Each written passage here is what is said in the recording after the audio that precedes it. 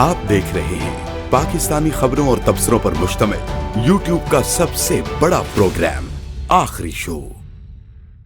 बिस्मिल्लाहिर्रहमानिर्रहीम। अस्सलाम वालेकुम नाज़रीन, इरफान हाशमी आपको प्रोग्राम आखिरी शो में लंदन से खुशामदीद कहता हूं और हमारे साथ अमेरिका से मौजूद हैं शाहीन सबाई साहब। सर अस्सलाम वालेकुम। जी वालेकुम सलाम इरफान। आई एम सॉरी कि मैं 3-4 दिन तक कुछ जरा चक्करों में फंसा हुआ था और बहुत सारी चीजें बन भी रही थी, लेकिन आज का प्रोग्राम बड़ा इंपॉर्टेंट है because so many things are happening and so many developments are taking place के we have to talk about what is going on. तो लेट्स बिगिन सर। ये बिल्कुल आपने ठीक कहा, बहुत ज़्यादा हैपनिंग हो गई, बहुत तेज़ी के साथ लॉन्ग मार्च भी आगे बढ़ रहा है।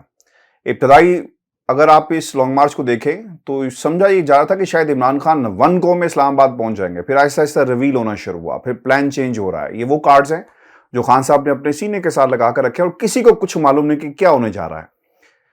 सर अगले 4 दिन में क्या होने जा रहा है, क्योंकि ये डिले बढ़ता जा रहा है और मुज़ाकरात की बात उधर से डिनायल आता है, फिर 2 लोग कहते नहीं जी हो रहे हैं, फिर कोई गाड़ियां भी किसी घर में दाखिल हो जाती हैं, कुछ ना कुछ पसे पर्दा चल रहा है। और इमरान खान कह चुके हैं कि जनाब मुज़ाकरात जो हैं वो होंगे इस्लामाबाद जाकर, लेकिन इसके बावजूद परवेज़ लाई एक्टिव हैं और कहीं ना कहीं सर कोई ना कोई डेवलपमेंट जो है वो हो रही है और किसी को किसी चीज का इंतजार जरूर है।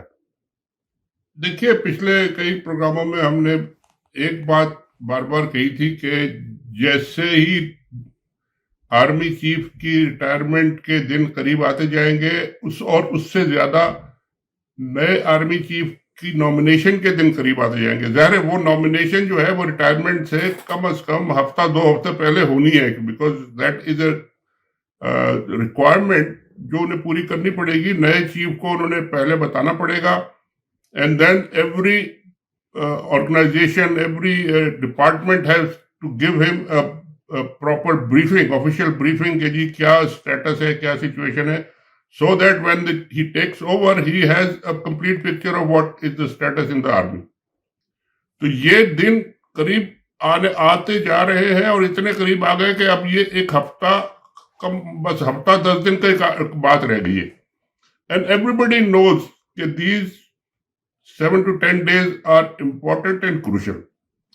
अच्छा, खबरें जो आ रही हैं वो ये कि जी आर्मी में जब से ये जो इनकी प्रेस कॉन्फ्रेंस हुई थी, एक I would call it A total disaster, उसकी तो जरूरत ही नहीं थी मगर वो उन्होंने करी। और उसके बाद बजाय इसके कि लोगों को आर्मी का और आईएसआई का कुछ डर महसूस होता, कुछ खौफ महसूस होता कि जी ये देखें ये तो बड़े जबरदस्त काम कर रहे हैं और ये तो हमारे सेवियर्स हैं और इन्होंने तो सब कुछ बचाना है, ये इमरान खान साहब पता नहीं किस लाइन पे ले जा रहे हैं सबको, उसका उल्टा असर हुआ। वो जितना डर वर था वो सारा निकल गया सबका।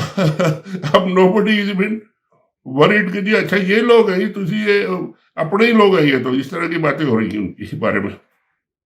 तो है वो उस प्रेस कॉन्फ्रेंस के बाद अब एक there is almost situation of panic inside the corridors. अब आप कॉरिडोर्स में आप इस्लामाबाद भी शामिल कर लें, आप उसमें पिंडी भी शामिल कर लें, आप उसमें अपारा भी शामिल कर लें, उसमें आप लाहौर भी शामिल कर लें, उसमें आप जो मीटिंग्स जहाँ पे बड़ी बड़ी होती हैं वो भी शामिल करें, सब उसमें हर जगह ऑलमोस्ट पैनिक है। और पैनिक इसलिए है कि जी कुछ रिजल्ट नहीं निकल रहे हमारी मर्जी के, और कई लोग तो कह रहे हैं, ओपनली कह रहे हैं, वीलॉग में भी कह रहे हैं, बात भी कर रहे हैं कि जी कुछ दिनों का टाइम, 4-5 दिन की बात कर रहे हैं कि इनको टाइम दिया गया है, इनको डेडलाइन दी गई है कि जी आपने जो कुछ इस मार्च के बारे में, जो कुछ इस सिचुएशन के बारे में करेक्शन करना है, डैमेज कंट्रोल करना है, जो कुछ आप कर सकते हैं वो कर लें, वरना आप भी फिर फारिग हैं। और इस हद तक मतलब सख्ती की बात हो रही है, इस हद तक यानी वो है। और ये मसला इसलिए है कि जी within the next 7 to 10 days एक नए आर्मी चीफ का नाम आना है। अब चाहे जो भी हो, इट डजंट मैटर, वो आना है। उसके आने के साथ ही everything will change, as we have been saying. पूरी गेम चेंज होगी, सारी टीम्स सारी चेंज होंगी, लोग सारे बदले जाएंगे, स्ट्रेटजीज चेंज होंगी और अप्रोच चेंज होगी सबकी। उससे पहले पहले ये जो एग्जिस्टिंग एक ग्रुप है ये चाहता है कि जी हम कंट्रोल में ले आए चीजें, मगर वो उनके कंट्रोल में आ नहीं रही। और मसला उनका यही है कि जी कैसे कंट्रोल करें इसको। कुछ लोग कह रहे हैं, अब लंदन में आपके यहाँ से ही बैठ के कुछ लोग जिनके पास अच्छी इंफॉर्मेशन भी होती है बाज़ वक्त वो कह रहे हैं कि जी 1 बिलियन रुपीज का फंड दिया गया है कि जी आप लोगों को दें और ये लॉन्ग मार्च को किसी तरीके से रोकें, इनके बंदे तोड़ें, इनके खिलाफ प्रेस कॉन्फ्रेंसेस कराएं, जिसमें 2 तो अब कहते हैं कि जी हो चुकी है, वावडा साहब की हो चुकी है, मुस्तफा कमाल साहब की हो चुकी है, 1-2 बंदों के नाम पीटीआई के बंदों के नाम आ रहे हैं कि जी वो भी करने वाले हैं, हो सकता है वो भी कर दें। मगर these are too late measures, too little और panicky measures, these are not going to make any difference. Khan साहब ने अपनी स्ट्रेटजी जो है वो बहुत ही बड़ी फ्लेक्सिबल रखी हुई है और बड़ी सीक्रेट रखी हुई है। अब वो कह रहे थे कि जी 4 तारीख को पहुंचेंगे। अब आज जो ऐलान हो गया कि जी 4 को तो हम प्रैक्टिकली पहुंच ही नहीं सकते, चाहे हम दिन में we only march in the day, और स्टार्ट होता है 12-1 बजे, क्योंकि सुबह लोग आते नहीं है तो 12-1 बजे तक हम इंतजार करते हैं, और लोग आते हैं तो फिर हम मार्च शुरू करते हैं, और 5-6 बजे वो शाम हो जाती है, रात को हम मार्च नहीं करते। तो यानी वक्त थोड़ा है, ब्रैकेट थोड़ी होती है, ट्रेवल कम कर रहे हैं। 4-5 घंटे का पीरियड है जिसमें ये मूव करते हैं फॉरवर्ड, और उसमें वो कहते हैं कि ज्यादा से ज्यादा आप मूव करेंगे तो 8-10 किलोमीटर मूव कर सकते हैं, उससे ज्यादा आप आगे जा नहीं सकते, इतना रश होता है, इतना स्लोली मूव करते हैं पैदल लोग साइकिलों पे। तो इसलिए ये तो इस्लामाबाद पहुंचते पहुंचते इनको 10 दिन लग जाएंगे, 15 दिन लग जाएंगे। दिस विल ऑल डिपेंड और what is happening inside in Pindi, background में जो हो रहा है। जैसे आपने कहा कि सीक्रेट गाड़ी वाड़ी आ रही हैं और मीटिंग्स हो रही हैं, खान साहब ने खुद कहा है कि जी मैं तो शहबाज शरीफ से तो बात ही नहीं करता, वो कौन है, मैं तो उनसे बात करता हूँ जो मैटर करते हैं। तो मतलब है कि बात तो उनसे हो रही है, और गाड़ियां भी आ रही हैं, जा रही है। अंडरस्टैंडिंग, बहुत से लोग कहते हैं अंडरस्टैंडिंग होने वाली है, हो गई है, ऑलमोस्ट अनाउंसमेंट रह गई है। कुछ कहते हैं कि जी अभी नहीं हुआ, कुछ पे अटका हुआ है मामला। बहरहाल things are cooking, and these 4 or 5 एक week is the most crucial in Pakistan, और इसमें बहुत सारे फैसले होने।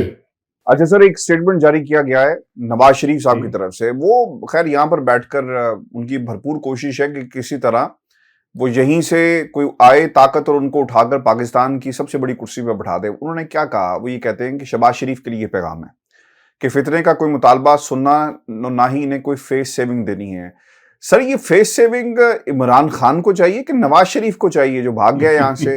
कोई रीजन चाहिए पाकिस्तान वापस आने के लिए?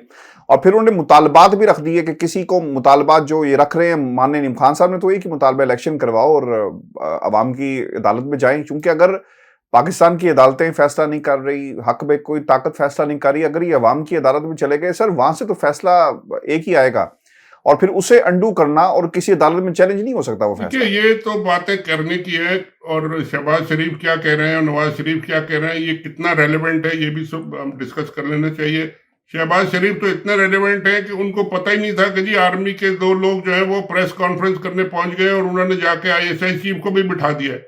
और बाद में जब शोर मचा के भाई आप प्राइम मिनिस्टर आप हैं, ये आपके जूनियर ऑफिसर हैं ISI के चीफ, ये जाके प्रेस कॉन्फ्रेंस कर रहे हैं, आपने पूछा भी था? फिर उन्होंने कहा हाँ जी मुझसे पूछा था, उन्होंने मुझसे पूछा था, मैंने इजाजत दी थी। यानी ये तो उनका बेचारों का हाल है। वो क्या फेस सेविंग देना है या नहीं देना है, किसको देना है नहीं देना है, उनके पास तो, उनके पल्ले तो कुछ नहीं है, उनको तो छोड़े। फेस सेविंग की बात जो है वो सिर्फ ये एक ही बात है, इमरान खान साहब ने जो स्ट्रेटजी अपनी रखी है वो बिल्कुल सही रखी है कि जी ओनली 1 पॉइंट, और कोई पॉइंट मैटर नहीं करता। ये आर्मी चीफ की चेंज नहीं मैटर करती, whatever you, nothing matters, date दे आप इलेक्शन की, दैट इज ऑल। वो अभी की दे रहे हैं आप, जल्दी दे रहे हैं, डेट दे रहे हैं, कौन सी दे रहे हैं, ये आप डिसाइड कर ले बैठ के हमसे। और ये जो बातचीत आप बता रहे थे कि कोई गाड़ी है, काले शीशों वाली गाड़ियां आ रही हैं जा रही हैं लाहौर में, ज़ुबान पार्क में, या जहां भी, बातचीत तो हो रही है, तो सब एडमिट करते हैं बातचीत हो रही है, इसमें कोई छुपी हुई बात नहीं है। जाहिर है वो फेस तो उन्होंने रखना है कि जी हमने कोई बातचीत नहीं करी, लेकिन जाहिर है नेगोशिएशन होगी, बातचीत होगी तो मामला तो आगे बढ़ेंगे। बात वही हो रही है कि जी इलेक्शन की डेट क्या है, एक दफा डेट मिल जाए और अनाउंस हो जाए, और वो क्रेडिबली अनाउंस हो। ऐसा नहीं है कि जी आपने कह दिया और आगे कहा कि जी ये तो गलती से किसी ने कहा कोई इलेक्शन नहीं हो रहे, नॉट लाइक दिस। फौज बीच में गारंटर हो, ISI गारंटर हो, और बीच में पॉलिटिकल गवर्नमेंट भी एक्सेप्ट करे और डेट वो अनाउंस हो, टाइमलाइन हो कि जी ये डेट इलेक्शन की है, इससे इतने दिन पहले इंटरिम कैबिनेट आएगी, उसके बारे में हम बात करने को तैयार है, उसके बारे में हम फॉर्मेशन के लिए तैयार है, बाकी चीजें जो आपने करनी है वो बात कर लेते हैं, डेट आप दे दें। तो फेस सेविंग तो उनके पास अगर डेट उन्होंने दे दी तो ये सारा मामला जो है ना, ये पूरा political scenario will be totally change. फिर तो बिल्कुल खत्म हो गया, लॉन्ग मार्च भी खत्म हो जाएगा और ये सारी बातचीत जो चल रही है इससे फिर लोग तैयारी में लग जाएंगे अपनी इलेक्शन की डेट की। तो ये नवाज शरीफ साहब ने, आप पता नहीं क्या आप कह रहे थे, मैंने नहीं सुना, क्या कहा उन्होंने?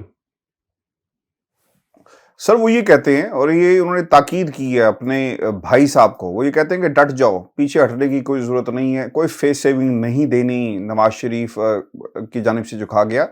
और वो ये कहते हैं कि देखें DGISI ने आकर कौम के सामने पूरा सच रख दिया और बताया कि क्या होता रहा। अब ये उनकी ट्वीट थी और एक बयान उन्होंने जो है वो जारी किया।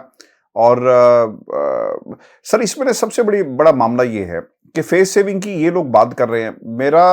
मैं जो पिछले 6 माह से सियासत देख रहा हूँ, पाकिस्तान की एक अदालत ने जिसके ऊपर इल्ज़ाम लगाया गया था कि ये इन्फ्लुएंस्ड है, वही मरीम नवाज के हक में फैसला देती है।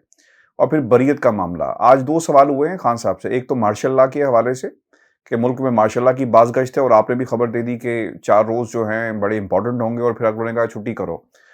तो आज जिस जज साहब ने बरियत का ये फैसला दिया, खान साहब ये कहते हैं कि नवाज शरीफ ने फ्लोर ऑफ द हाउस कहा कि ये हैं वो ज़राए।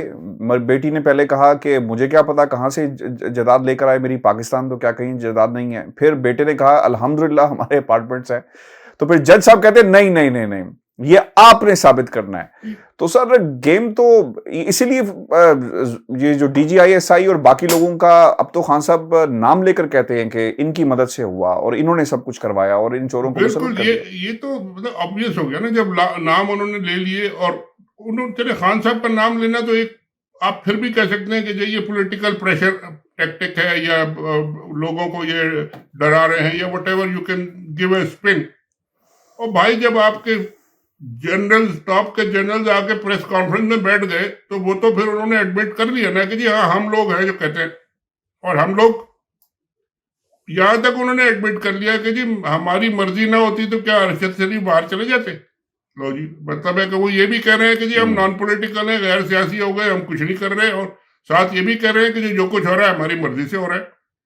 तो वो तो एक डिजास्टर, मैंने कहा कि it was a total disaster. और वो तो उन्होंने अपने आप को अच्छा जो कर लिया वो इट कांट बी रिवर्स ना, उसकी वजह से ही पैनिक है कि जी अब क्या करें।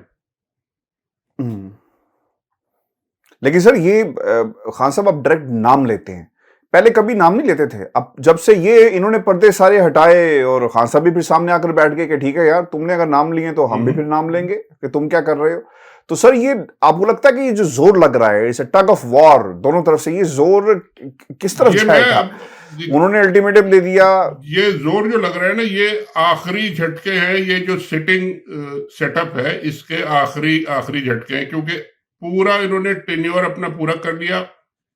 बाजवा साहब ने 6 साल पूरे कर लिए, अब उनको मजीद उनकी बड़ी कोशिश थी, वो आगे नहीं हुआ। तो अब उनका जो फेस सेविंग है ना, फेस सेविंग की बात जो कर रहे हैं आप, वो ये हो रही है कि जी इनको किस तरीके से एक सेफ एग्जिट दे दिया जाए कि इनके ऊपर कोई बात ना आए, और जिनके नाम खान साहब ले रहे हैं उनको कैसे बचाया जाए। क्योंकि जाहिर है ये लोग तो अब गए, जब पॉलिटिकल पब्लिक रैली में इतनी बड़ी पॉलिटिकल पार्टी सारे दुनिया के सामने एक किसी ऑफिसर का नाम ले रहे कि ये लोग हैं, उनकी तो खत्म हो जाता है। इंटेलिजेंस में, ISI में, गवर्नमेंट में जो पीछे बैठ के काम करते हैं उनका रोब दबदबा उस वक्त तक होता है जब तक वो एनोनिमस होते हैं, लोगों को पता नहीं होता।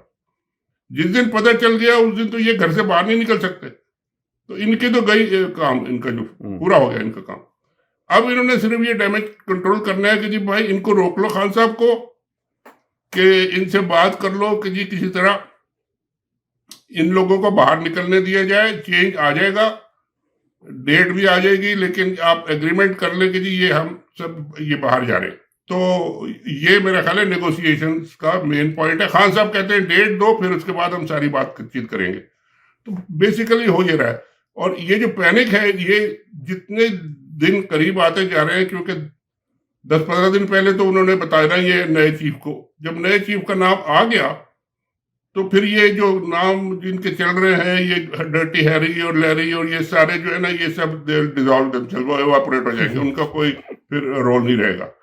तो इसलिए वो पैनिक तो है, और पैसे वैसे भी चलाएंगे और करेंगे। इस दौरान में कोई गड़बड़ भी हो सकती है, कोई आप ये भी कह सकते हैं कोई वाकया भी हो सकता है, बड़ा भी, और उसकी भी एंटिसिपेशन रखनी चाहिए कि जी कहीं ऐसा कोई गड़बड़ डर्टी गेम ना करे, कोई डर्टी हैरी साहब कोई वाकई कोई डर्टी गेम ना कर दे। तो इसलिए उसको रोकना भी जरूरी है। अच्छा सर, ये जो मार्शल लॉ वाला सवाल था, इसका भी जवाब दें कि मार्शल लॉ के असर आपको लगते हैं कि हो जाएगा, क्योंकि मार्शल लॉ की बात अब कही जा रही है, खान साहब ने कह दिया कि लगाना है तो लगा लो। मुशर्रफ का दौर में भी ऐसा मार्शल लॉ नहीं था जो एलानिया तो नहीं लगा, वो तो एलानिया था ना, यहाँ तो गैर एलानिया मार्शल लॉ लगा हुआ है। देखिए, आप ये समझ लें कि मार्शल लॉ और मिलिट्री की अथॉरिटी और मिलिट्री का रूल जो होता है ना, वो उस वक्त तक ज्यादा इफेक्टिव होता है जब तक के छुपा हुआ हो। अगर वो सामने आ गए हो मार्शल लॉ, उन्होंने कोई किसी के दिमाग में आ गई कि जी मार्शल लॉ लग जाना चाहिए या कुछ होना चाहिए, तो वो तो फिर उनका बिल्कुल बेड़ा गर्क। इसलिए कि फिर सारा का सारा ये जो आपकी ये इम्पोर्टेड हुकूमत और फलानी हुकूमत जो नारे शारे लग रहे हैं, इनको लोग भूल जाएंगे, कहेंगे जी इनको छोड़ो, ये तो डमी से, इनको हटाओ, ये है असल खेल। और ये सामने आ गए, अब उनके साथ डायरेक्ट 1-to-1 शुरू हो जाएगी, और ये कैन नॉट अफोर्ड, क्योंकि बाजवा साहब तो जा रहे हैं। मार्शल लॉ लगाने के लिए पूरे आपको पूरी फौज की एक combined and United unanimous support चाहिए होती है, जैसा कि मुशर्रफ के जमाने में थी कि he was not even on the ground, Pakistan air में थे, और पीछे क्योंकि उनकी सपोर्ट थी तो सारा कुछ उनका काम हो गया। इस वक्त तो लोग शुक्र कर रहे हैं कि जी आपके दिन करीब आ रहे हैं और ये जाएं। इस वक्त ये अगर मार्शल लॉ लगाने की कोशिश करेंगे तो ये तो बहुत ही उल्टा हो जाएगा सारा, ये तो आखिरी मेरे मार्शल लॉ हमेशा के लिए दफन हो जाएगा, अगर और अच्छा ही होगा अगर हो गया। अच्छा, तो, मगर बात ये है कि ये नहीं लगा मार्शल लॉ की और नए वाले तो जाहिर है, अब नए वाले तो सर आएंगे और वो कहेंगे कि यार वो जो था वो फुल स्टॉप लगाओ और आगे की बात करते हैं।